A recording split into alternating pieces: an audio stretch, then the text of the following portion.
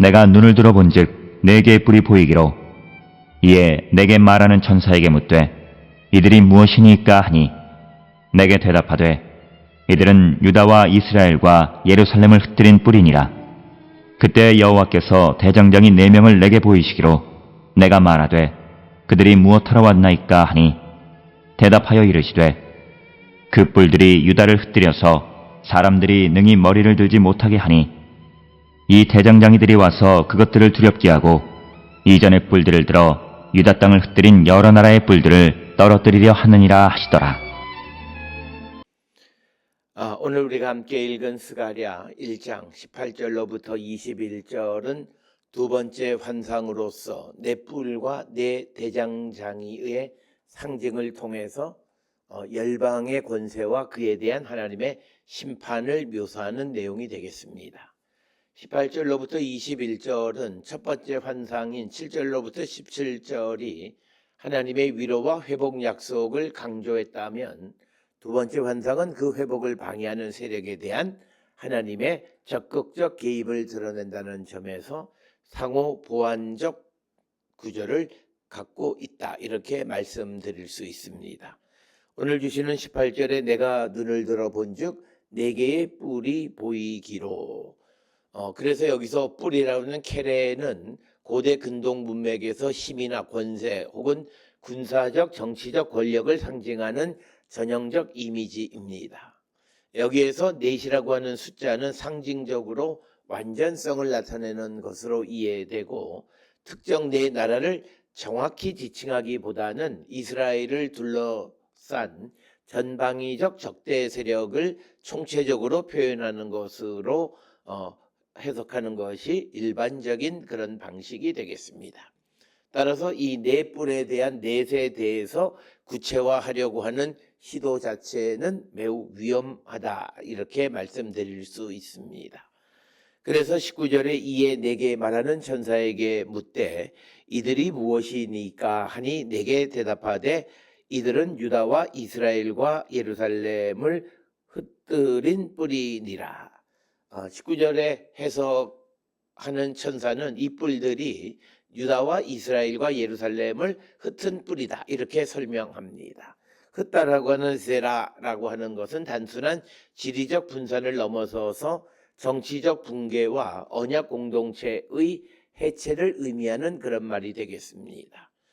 역사적으로는 아스루와 바벨론을 포함한 제국의 침략으로 포로 사건을 반영하는 그런 표현이 되겠고, 더 넓게는 바벨론 포로 이후의 집단적 트라우마를 배경으로 하는 그런 표현이 되겠습니다. 그래서 이 표현은 공동체의 현재 고통이 단순한 우연이 아니라 구체적인 역사적 세력에 의해서 초래된 것이다 라고 하는 것을 분명하게 밝히는 내용이 되겠습니다. 이어지는 20절에 그때에 여호와께서 대장장이 4명을 내게 보이시기로, 그래서 20절에는 새로운 4명의 대장장이라고 하는 장인이라고 하라시라고 하는 것이 등장을 합니다. 이 하라시라고 하는 단어는 금속을 다루는 기술자를 의미하고 때로는 목수나 석공까지를 포함하는 넓은 의미의 장인을 가리키기도 합니다. 그래서 이들이 등장하는 것은 단순한 추가 인물이 아니라 앞서 언급된 뿔의 권세에 대응하는 하나님의 도구로서의 역할을 합니다. 즉 파괴적 권세, 뿔에 대응하는 창조적, 해체적 도구인 장인이 등장한다라고 하는 것. 그래서 파괴적인 권세에 대응하는 창조적, 해체적 도구인 장인의 등장이다, 이렇게 이해할 수 있습니다. 그래서 21절에 내가 말하되 그들이 무엇하러 왔나이까 하니 대답하여 이르시되 그 뿔들이 유다를 흩뜨려서 사람들이 능히 머리를 들지 못하게 하니 이 대장장이들이 와서 그것들을 두렵게 하고 이전의 뿔들을 들어 유다 땅을 흩뜨린 여러 나라의 뿔들을 떨어뜨리려 하느니라 하시더라. 그래서 21절에서는 이 장인에 해당하는 4명의 그 장인들의 역할을 설명합니다. 그들은 뿔들을 두렵게 하고 유다 땅을 흩은 뿔들을 쳐서 떨어뜨리려는 존재이다, 이렇게 이야기합니다.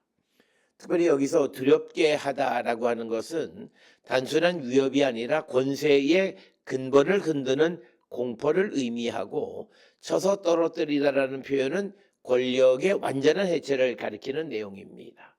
그래서 중요한 것은 이 장인들이 특정 국가로 명시되지 않는다는 사실입니다.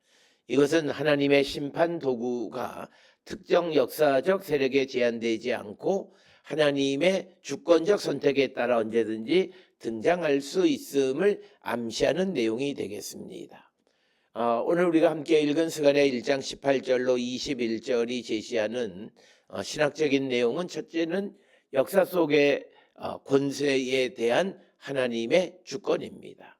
즉 인간의 눈에는 강력한 제국과 권력이 절대적인 것처럼 보이지만 그것들은 하나님 앞에서 제한적이고 결국 하나님의 심판의 대상이 된다라고 하는 것을 우리에게 보여주는 것이고, 두 번째는 심판의 도구로서의 새로운 권세입니다. 하나님은 기존의 억압적 권세를 무너뜨리기 위해 또 다른 도구를 일으키시는 분이시다. 이것은 역사 속에서 반복되는 패턴으로 우리가 이해할 수 있는 내용이 되겠습니다. 그리고 세 번째는 공동체 회복을 위한 정의의 실행입니다. 하나님은 단순히 위로만 제공하는 것이 아니라 실제로 억압의 원인을 제거함으로써 회복을 가능하게 하시는 분이다라고 하는 겁니다.